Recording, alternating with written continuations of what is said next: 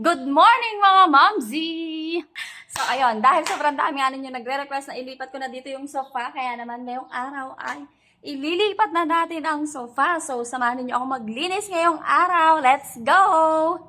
Maaga akong gumising ngayong araw, maaga ding na-prepare ang mga babaunin ng mga estudyante. Maaga din pumasok ang mga bata, kaya naman eto nga at maaga din nga akong makakapaglinis. Nakapagwalis na nga pala ako diyan sa labas, nakapagdilig na din ng mga halaman, kaya eto nga at dito na ako sa loob. Magwawalis-walis din laang naman. Ewan ko ba na every time na magpupunas nga ako ng aming sahig, hindi nga ako nakakapag-video. Dahil maaga pa nga ay natutulog pa rin nga diyan si Isay, kaya naman ako lamang nandito sa baba, walang istorbo. Pasensya na ulit sa mga nagre-request na yung aming kortina iwagwahiin, talaga namang sa sobrang init ng panahon ay mai-stroke ako din sa loob.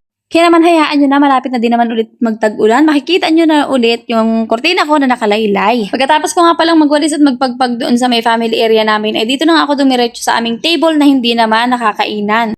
Pero kahit hindi nga nakakainan niyan, ay palagi ko rin pinapakintab, syempre, para pwedeng pagsalaminan baga, ganun. Wala akong ibang ginagamit dito sa bahay, kundi nga yung surface cleaner na matagal ko nang ginagamit, alam nyo na yun. Itinuloy ko na din nga pala itong aking pagwawalis. Alam nyo na, kahit na walis-walis lamang ito ay nakakapagod din dahil medyo malawak din bag itong winawalisan ko sa loob ng bahay namin.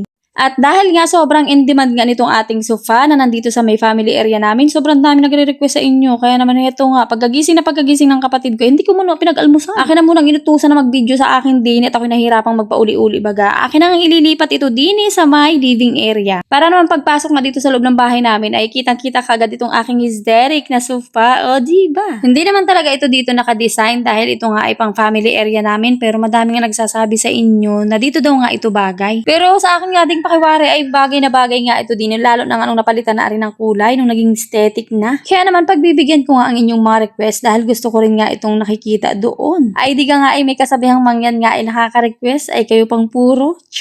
At habang naglilipat nga ako diyan meron nga akong napansin na yung isang buttons nitong aking sofa ay natanggal na. Naku, alam na talaga kung sino ang salarin. Kapag inaabot din kasi ng kakulitan itong mga anak ko ay kung ano nung bagang inapagkukuting-ting ay di ka nga kapag meron ngang nahawakan na kaunti, ay naku, punit at sira talaga. Kaya naman, pabor din nga sa akin na ilipat ko nga ulit ito dito sa may living area namin para nakikita ko nga lagi kung ano ang mga ginagawa ng mga anak ko. Struggle is real din nga dito sa paglilipat dahil medyo spacious nga dun sa may family area namin, tapos makipot nga dito sa may living area. Kaya tuwing maglilipat talaga ako nitong sofa namin din sa may living area namin, ay hirap na hirap nga ako at meron din ngang technique yan kung paano mo nga mailipat ng mas madali. At eto nga, habang naglilipat nga ako diyan ay nagkamali nga ako ng paso. Dahil nauna ko nga hilahin yung maliit, kaya naman itong pangalawang sofa ay hindi ko nga maipaling. Gulong-gulo na din nga ako diyan kung paano ko nga ito ayusin. Hindi naman pwedeng ipag-uso nga itong aking kapatid dahil bagong bunot nga niya ang ngipin. Iniisip ko nga na buhatin na lamang ito pero may kabigatan din nga itong sofa kaya naman hindi kaya.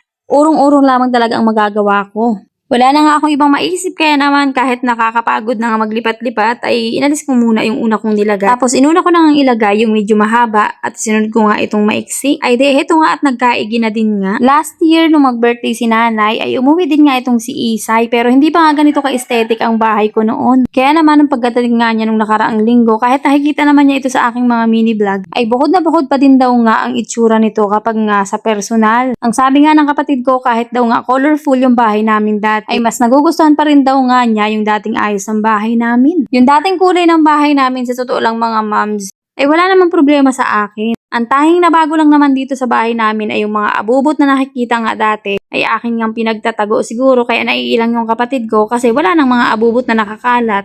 Tapos yung partition nga na nakalagay dito sa may dining area namin at sa may family area namin. Tapos din sa may living area ay mga pinagtatanggal ko nga at itinago doon sa may gilid kung saan dati naming bumba.